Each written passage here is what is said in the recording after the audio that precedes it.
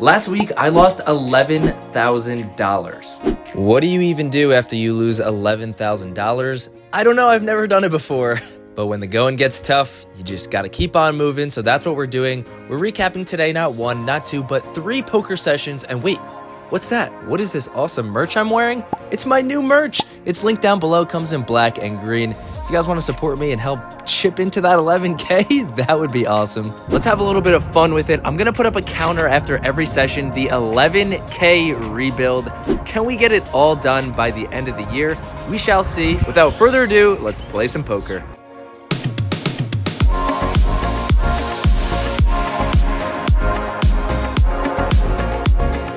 Alrighty, how do you come back from losing $11,000? Well, you put your head down, you play some more damn poker, and that's what we're going to do today. Hopefully we can get in aces against kings like this guy did here, but if you guys are ever around New York City, hit me up. Lots of drinks, lots of food, all vlog watchers, all family. Come on down, we'll have a good time, and let's get right into the first hand. Yes, you are seeing that right. Jack 9 offsuit. That's probably not the best way to get back $11,000 playing hands like these, but all new vlog watchers, this table is full of all new people who hit me up to come play, so you know I'm gonna get in the mix, and we get rewarded right away flopping 3 of a kind. We're in the big blind, we checked, the initial raiser bet out for $60, we just make the flat call, going to a turn which brings in a club flush draw. The board is definitely a lot wetter now. When I check and he bets $140, I do debate putting in that raise. This board's going to be much better for me in the big blind, as well as, I'd raise a lot of my draws here. You guys know I like to put pressure with draws, as well as, I'm going to have the good hands, but want to continue setting the trap. Seems like he might bet all 3 streets, so that's what we'll hope for. I decide to put in the call. Going to a river, which is an 8, definitely some straight possibilities out there, but I decide to continue in flow and check. And when he bets out for $250, we definitely have a little bit of a decision to be made here. Hopefully, we just aren't getting absolutely coolered in the first hand and he's got something like ace 9 or king 9, or if he's got 6-7 for the runner straight, definitely can be pretty sad, but I think we just have to put in the raise here with how much we've under-repped our hand. So I decided to put in that check raise to $800, and it seems like our opponent didn't have much as he puts in that snap fold, but nice to start the session up like $400. Let's keep it rolling. Our arch nemesis, Ace King. Can Ace King help us make that climb to 11,000? We shall find out. We are in the big blind again. Guess we're playing every hand out of the blinds today. The button decides to open it up to $35. We put in the 3-bet to $135, and he makes the call, so we're going heads up to a board of 6-3 deuce rainbow. Ugh. Still trying to work on my c-bet sizings. I decide to go with $110, and my opponent pretty quickly makes the call. Going to a turn, which is a deuce, should be pretty good. Ace high might be good, but I do decide to check. And now my opponent decides to fire, and fire pretty big, $225. What is he betting? What is he repping? I'm not really quite sure. Maybe like 7s, 8s, 9s, 10s even. Who knows? I decide to actually float here. Our ace high could be good. I put in the call. Go into a river, which is a 9. I decide to check. My opponent snap checks it back, so I'm hoping ace high is good, but no. He's got 6-8 suited, so it seems like a triple barrel would have taken it down, but this one goes in the dumpster. On to the next hand. Can we look down at a good hand? And Ace King again. We're in the small blind, still in the blinds. The same player opens it up to 35, so once again, gonna bump it up to 140. Let's try it again. He makes the call, going heads up to a board, and wow, we actually flop an ace. Ace deuce 4, the most dry board in the entire world. Do debate checking, but if we're gonna bet last hand with absolute air when we've got the ace, might as well still bet it. So I go for 110 again, and our opponent makes the call. Okay, things are looking up. The turn is the 6 of clubs, bringing in a club flush draw, so I decide to keep betting here. Basically double the bet, $250. Maybe our opponent's got a weak ace. I don't know, something that he wants to hold on. Maybe he turned a club draw, who knows, but he decides to fold, so we are 1 for 1 with Ace King, but still lost some money. This hand sucks. Alright, strap in for a pretty crazy hand with the jiggities. Crazy doesn't even do it justice. Basically the whole table limps, so we open it up on the button to 50. Under the gun, limper makes the call, and the cutoff makes the call, so we're going 3 ways to a board of queen 8-5 rainbow. always one of the weirdest spots in poker when you've got a pretty decent pocket pair and there's just one card over your pair. What do? They check it over to me. I decide to c-bet here for $60. Pretty much always c-betting every hand that I'm raising here. The under the gun limper makes the call, so I'm slightly worried that he's trapping with a good hand, but if he did have one of those like aces and kings, he would probably go for that limp re-raise instead of the limp call and just invite the whole table in. But anyways, the cutoff makes the fold, and we're going to a turn, which is the Ace of Hearts. A super interesting card, as I'm going to have all the strongest aces. I'd c-bet Ace King on this board. I also would have Ace Queen. So when he checks it over to me, I decide to actually keep betting here for $120, basically turning my pocket jacks into a bluff and just repping all these high cards out there. If he calls one more street, probably just gonna fire massive on any river, and that's what happens. He makes the call, and we get one of the best river cards in the deck, the King of Clubs. This board absolutely smashes my opening range. Gonna have all of those strong hands. I'm double blocking the nuts. Definitely would have barreled if I had something like Jack 10 of Hearts turning a heart draw. So when my opponent checks for the third time, I go big here. I make it $450, basically betting pot. Can't do the quick math in my head. This might even be slightly over the pot. To me, it just seems like he's got some kind of one pair hand, and I just don't think they can handle all three streets here. So I'm absolutely praying for a fold, and after about 2 minutes of thinking, my opponent flicks in the call, and I'm like, oh, there's no way I'm good. I say I've got jacks, and wait till what my opponent rolls over. Queen 6 suited. Are you kidding me? The limp under the gun and calling all three streets with the queen.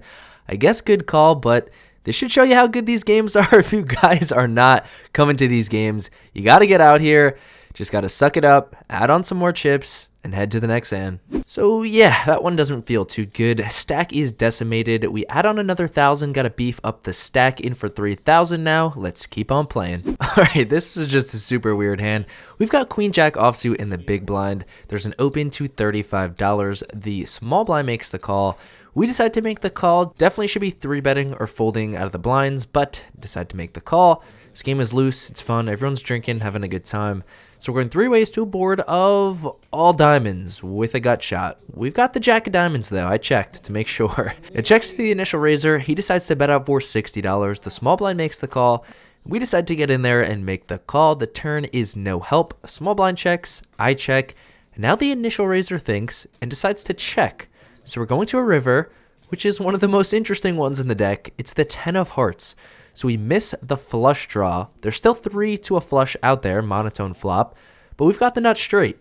And now, even weirder, the small blind leads out for $200. Okay. It doesn't seem like the initial raiser has got much, or else he would have kept betting on the turn. So I decide to raise here. I raise $650. Definitely quite interesting when there's 3 to the flush out there. I'm probably never going to have any flushes in this scenario. But now something even weirder happens. The cutoff just cold calls my raise on the river here. So I'm like, great, I'm dead. But when the small blind folds, the cutoff has got the same hand as me, but with the queen of diamonds. So good thing a diamond didn't come out. Quite interesting pot here. We win, I think, like $100-something, and on to the next one. All right, I won't bore you guys with the nitty gritty. I love PLO bomb pots. Let me know down below if you guys like the PLO double board bomb pots. We do these every time there's a monotone flop. So just like last hand, there was a monotone flop. So now we're doing a double board bomb pot. We're just doing 4 cards this time. We get a really good hand. We decide to bet the flop. We turn the nut straight on the bottom and just top pair on the top. We pot it for $525. The same player from the last hand makes the call. And we river top 2 pair on the top and still the nut straight on the bottom. I pot it once again because we have an amazing hand, and my opponent makes the call. He shows over his hand that this is what he got. We quarter him, making quite some money in this hand, bringing us all the way back from down a little bit to now we're plus a little bit. And that was the last interesting hand we played from our first session. We wound up making $200. It's, I guess, better than losing, right? And now we're heading to our first 5-5 game that we ever host at this location. Tuesdays, like I said, if you guys want to play, come hit me up. Super, super, super fun. Let's get right into the hands from that session. And what a better first hand than Pocket Kings. Oh my goodness. We opened it up under the gun to $20, back to the lower sizings. Like I said, 5-5. And we get 3-bet right away from the small blind, literally the first hand of this session, the first 5-5 hand we've ever had here. Can't get any better than this. Obviously could come in for the 4-bet, but in position, let's play it slow. Let's trap him. We decide to make the call, going heads up to a board of 9 deuce deuce. Absolutely nothing to be worried about unless he just 3-bet us with like ace deuce suited, but if you got that, you're probably taking all my money. So let's see what our opponent does. He decides to c-bet here for the same sizing, $75. Just going to put in the call, no need to raise. Going heads up to a turn, which is the 8 of spades, brings in a spade flush draw, but not going anywhere, probably not raising. And that's what happens. My opponent bets out for $200. Things are looking up. Could debate raising, as you don't want any scare cards to come if he does have those 10s, jacks, queens. If he's got aces, yeah, he's taking all my money. But we decide to make the call, going to a river, which is a 5. Beautiful, beautiful board. Don't think he's ever going to have 6, 7 here. I mean, I guess he could have pocket 5s, pocket 8s, pocket 9s, but just praying that my opponent jams, and he does. We put in the snap call. He shows pocket jacks. Unfortunately for him, we've got pocket kings. What a setup. Plus $1,000 of full buy-in in our first 5-5 hand here. Let's keep it rolling and let's keep winning. Then, like a complete donkey, I forget. Well, okay, I didn't forget to start the recording. It's such a weird thing when you've got a really good hand and I forget to do the recording pre-flop. I don't want to just, oh, quick, let me start recording post-flop, because then it's pretty obvious that I've got a good hand. And I flopped the nut flush, and my opponent bet all 3 streets into me. And on the river, when he bet $225, I decided to go all in for $800 more, and he snap folded. So I don't know if he had a bluff, but anyways, we win another $450 in this hand, so we're up $1,500 to start right away. Let's see if we can keep it rolling and end with profit and cut into our $11K loss. And we look down at pocket kings again, this time in the big blind. There's an open by the cutoff to $20, and look at this, our dealer was having FOMO, asked if he could play, and I said, hell yeah, deal yourself in, let's play. And he decides to look at his hand and 3-bet to $80. Okay, let's have some fun. He sees me play a lot. He knows that I'm aggressive in certain spots. I decide to 4-bet to $210. He only started with about $600, so he's like, it's all in or fold for me. I don't know what to do, blah, blah, blah. And I'm like, you know what? You could pick a card. So I let him pick a card. He picks the king. Oh, shocker. We had 2 of them. And then he decides to snap fold ace queen. I say run out of flop, and oh my goodness, the flop was queen high. If I just flatted one time like I did earlier with kings, I get to stack my dealer, but it's all right. Don't want to take his money. On to the next hand. Yeah, good. Queen high. Yep. Nah, I fucking knew it. Fuck. Flat one time. For the next hand, we look down at ace 10 of clubs. There is a $25 straddle on. You know my games get crazy. 5, 5, 10, 25. We're first to act. We make it $75. Gets to the button, who decides to 3-bet to $225. Gets back to me. Not going to be folding this hand. We put in the call. Not the best, out of position. But anyways, going heads up to a board of 3, 4, 6. Definitely not what we want to see. We check it over to our opponent, but he checks back. Maybe he's got ace king, ace queen, something like that. We can bluff him off on the turn. The turn is the deuce of spades. And I do decide to start trying to bluff him off. I bet $225. And my opponent makes the call, so we're looking for something on the river. Maybe we can fire on any card, but the river is interesting. It's a 5.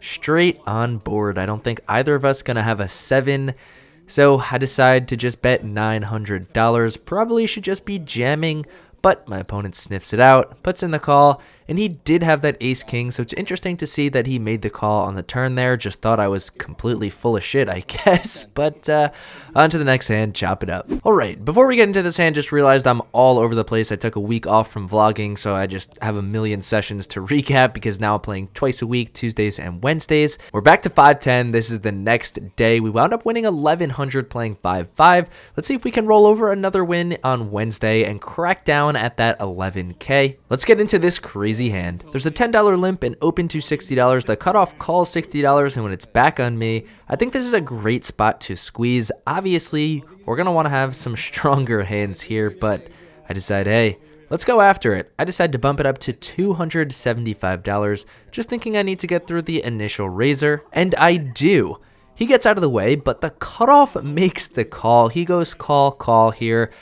Shouldn't be too hard to bluff him off the hand. Don't think he's going to have anything strong here. Just need a pretty good flop that we can rep, or just something where we actually hit a good hand like two pair, a straight, a flush. And we get one of those, but not one of the ones that I would have wanted. We get a good board that we could bluff at, and just going to have to go crazy, I guess. Ace, queen, 8, all diamonds. We're going to have all the strong aces, all the high diamonds, whereas he's just not going to unless he has something like king, queen offsuit with the king of diamonds. But I decide to c-bet here. I go small, $150. Would do the same thing if I had like ace, king of diamonds, etc., etc.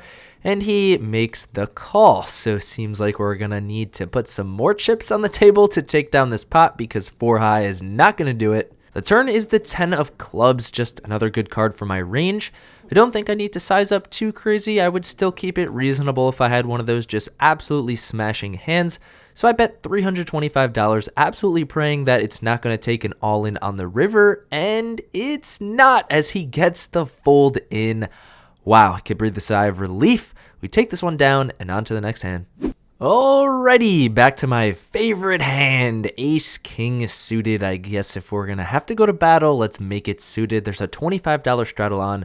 I open it up to $75, and we get 1, 2, 3 callers. Nobody respects me, so I'm like, oh great, the straddle's gonna throw in the money. We're gonna go in 5 ways to a flop, and maybe this time I'll hit something and I'll lose, right? Yeah, just absolutely positive thinking. But the straddle does something I was not expecting.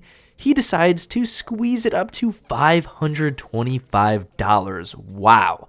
Okay, I actually like this because he's probably going to be squeezing with some interesting hands. This is the same player from last video, the 11K loss, that got me with 4-6 suited.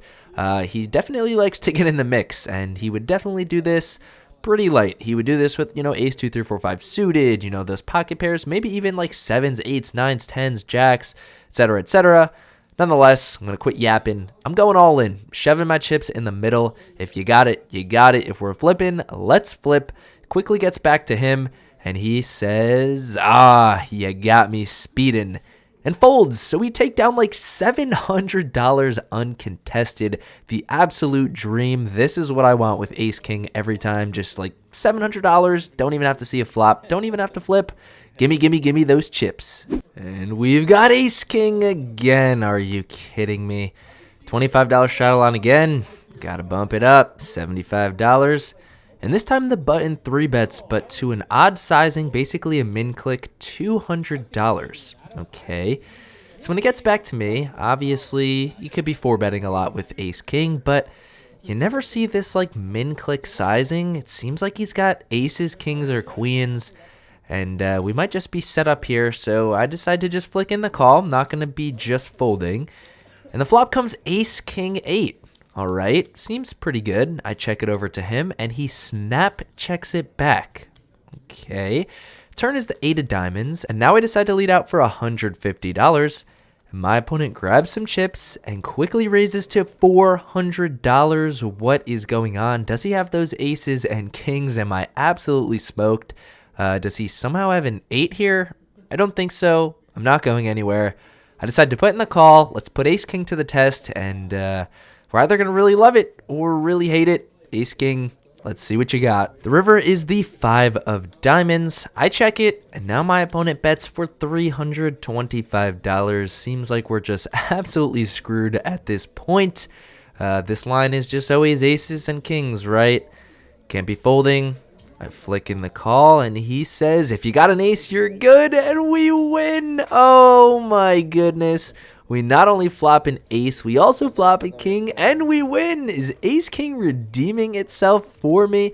Take down like $2,000 in back-to-back hands with ace king.